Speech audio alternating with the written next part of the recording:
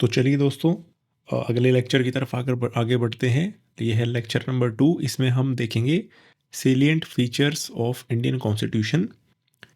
तो देखते हैं दोस्तों, सबसे पहली बात तो ये इंडियन कॉन्स्टिट्यूशन है जो it is lengthiest written constitution.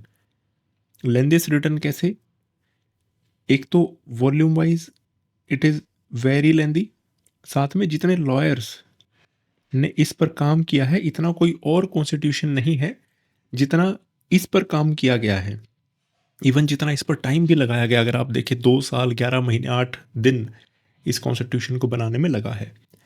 दूसरा पॉइंट है it is derived from various sources. Yes, इसमें काफ़ी सारे सोर्सेज है जहाँ से ये ड्राइव किया गया। फॉर एग्जांपल अभी हम थोड़ा सा उसके बारे में देख लेते हैं। काफ़ी सारे इसका जो स्ट्रक्चर पार्ट है वो government of India act of 1935 से लिया गया है। काफ़ी सारी पार्ट्स इसके यूएसए से भी लिए गए हैं। जैसे अगर हम फंडामेंटल राइट्स की बात करें तो वो यूएसए से लिया गया है। इसको हम अलग से डिटेल में देखेंगे कि कौन कौन सा पार्ट कहाँ कहाँ से लिया गया है। जो directive principles of state policy है वो आयरलैंड से ली गई है और आयरलैंड ने स्पेन से लिया था। इसी प्रकार से अगर देखें तो इमरजेंसी प्रोविजंस जो हैं वो भी 1935 एक्ट से लिए गए हैं। But suspension of fundamental rights under emergency ये लिया गया है जर्मनी से। ठीक है, इसको हम अलग से डिटेल में भी चेक करेंगे। इसके अलावा ये ब्लेंड है रिजिडिटी एंड फ्लेक्सिबिलिटी का। इसका मतलब क्या है कि अगर हमें कॉन्स्टिट्यूशन को अमेंड करना है तो काफ़ी सारे ऐसे प्रोविजंस हैं जिनके लिए बहुत टफ प्रोसीजर है।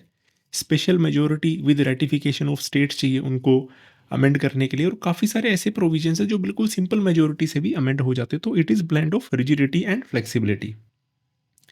Next point is federal with unitary बायस। इसका मीनिंग क्या है कि हमारे पास फेडरल गवर्नमेंट तो है, यानी कि यूनियन गवर्नमेंट अलग है और स्टेट्स में अपनी गवर्नमेंट अलग है, लेकिन उसके बाद भी इसमें यूनिटरी यानी यूनियन गवर्नमेंट की तरफ बायस है। कैसे देखते हैं, ये फेडरल कैसे है वो देखते हैं। रिटन कॉन्स्टिट्यूशन है, इससे पता चलता है कि फेडरल है क्योंकि उसमें लिखी गई सेपरेशन ऑफ पावर्स मेंटेन्ड है। दो गवर्नमेंट का कंसेप्ट है, इससे पता चलता है फेडरल है। Supreme court is there to maintain the federalism. Independent judiciary, ये सारे फीचर्स हैं एक federal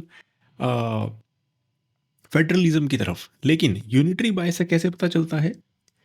unlike USA we have single citizenship.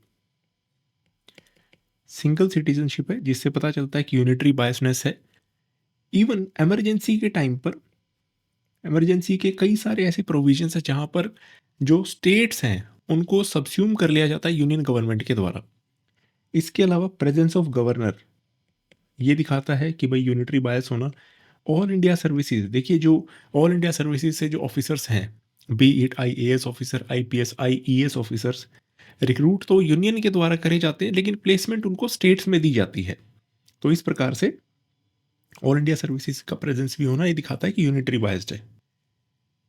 Parliamentary form of government exist करती है इंडिया में। इसको एक और नाम दिया गया है जिसको कहा जाता है Westminster form of government. Westminster form of government, ये नाम आप बस याद रखिए। कल को अगर ऐसा भी लिखा आ जाए तो इसका मतलब भी पार्लियामेंट्री फॉर्म ऑफ गवर्नमेंट है। कोऑपरेटिव फेडरलिज्म है। इसका मीनिंग क्या है? यूनियन एंड स्टेट गवर्नमेंट आपस में कोऑपरेट करके काम करते हैं। ये कोऑपरेटिव फेडरलिज्म का जो कॉन्सेप्ट है ग्रैनविल ऑस्टिन जी के द्वारा दिया गया था। जुडिशरी की सुप्रीमेसी है। जुडिशरी की सुप्रीमेसी है यानी कि जुडिशरी का जो फाइनल जजमेंट होगा that will be binding on all. Fundamental rights provide किए गए हैं, पार्ट 3 में प्रोवाइड गए हैं। पार्ट थ्री में फंडामेंटल राइट्स हैं। ये हमको पॉलिटिकल डेमोक्रेसी देते हैं, political democracy. But fundamental rights are not absolute. Absolute नहीं है, ये गवर्नमेंट के द्वारा एट टाइम्स लिए भी जा सकते हैं और इन पे रीजनेबल रिस्ट्रिक्शंस भी लगाई जा सकती है। इसी प्रकार से directive principle of state policy part 4 में मेंशन्ड है। पार्ट 4 में मेंशन्ड है, यहाँ पे 3 तरीके के प्रिंसिपल्स आते हैं, socialist, liberal and Gandhian. Directive principles of state policy में 3 तरीके के आते हैं। हमारे कॉन्स्टिट्यूशन में there is a balance of fundamental rights and directive principle of state policy. ये एक बेसिक फीचर है अपने इंडियन कॉन्स्टिट्यूशन का, balance of fundamental right and directive principles of state policy. Fundamental duties भी हमारे कॉन्स्टिट्यूशन का part है, part 4A। Comment box में ज़रूर बताइएगा कि कौन से अमेंडमेंट के द्वारा फंडामेंटल ड्यूटीज ऐड करी गई थी और किन्होंने रिकमेंड किया था फंडामेंटल ड्यूटीज को ऐड करना। ठीक है, ये फंडामेंटल ड्यूटीज जो है ये आर्टिकल 51A में प्रेजेंट है। यूनिवर्सल एडल्ट फ्रेंचाइज है, यानी कि every person having a certain age is eligible to cast vote. पहले 21 साल होती थी, बट 61st अमेंडमेंट से इसको 18 साल कर दिया गया। 21 ईयर्स जो एज थी मिनिमम एज, 18 ईयर्स कर दिया गया 61st अमेंडमेंट से। आप मुझे कमेंट बॉक्स में बताएंगे कि कौन से साल में ये अमेंडमेंट आया था। सिंगल सिटीजनशिप का कंसेप्ट है। एमरजेंसी प्रोविजंस हैं, एमरजेंसी प्रोविजंस है जैसे कि सैंपल के तौर पर आर्टिकल 352, आर्टिकल 356, आर्टिकल 365, आर्टिकल 360। 3 प्रकार की इमरजेंसी होती है दोस्तों, national emergency, state emergency, financial emergency, उनका नाम हम याद कर सकते हैं। तो इसको भी इमरजेंसी प्रोविजंस भी हैं हमारे कॉन्स्टिट्यूशन का एक फीचर। 3 टियर ऑफ गवर्नमेंट है, यूनियन गवर्नमेंट, स्टेट गवर्नमेंट, और तीसरा टियर जो आता है वो आता है जो कि विलेज लेवल पे होती है, village panchayat and municipal level पे होती है। देखिए, जो विलेज पंचायत है ये इंडिपेंडेंट गवर्नमेंट लेके आए गए थे 73rd अमेंडमेंट, ये आए थे 74th amendment, 73rd and 74th amendment. Part 9 में ये मौजूद है, पार्ट 9A में मेंशन्ड है। पार्ट 9 में 73rd अमेंडमेंट के द्वारा जो विलेज लेवल गवर्नमेंट है वो मेंशन्ड है। एंड पार्ट 9A में जो म्युनिसिपल लेवल पे जो गवर्नमेंट है वो मेंशन्ड है। आप मुझे ये बताइएगा कि इसमें कौन से ये वाली जो गवर्नमेंट है 73rd अमेंडमेंट वाली कौन से शेड्यूल में है, और म्युनिसिपल लेवल पे जो गवर्नमेंट है ये कौन से शेड्यूल में मेंशन्ड है, ये आप कमेंट बॉक्स में ज़रूर बताइएगा।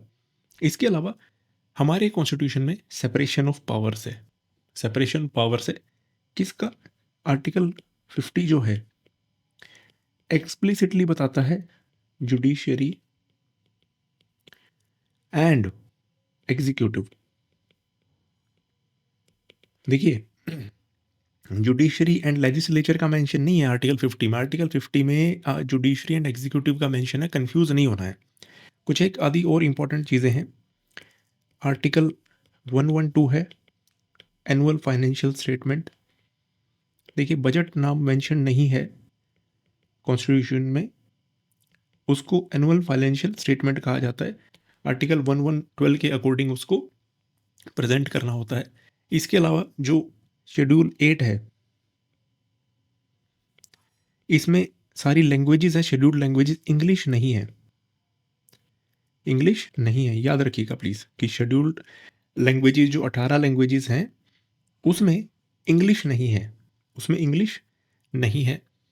इसके अलावा कुछ एक प्रोविजंस आप याद कर सकते हैं कि जो फंडामेंटल ड्यूटीज़ है वो कंसेप्ट जो है वो यूएसएसआर से लिया गया है, यूएसएसआर। इसको हालांकि हम और डिटेल में देखेंगे।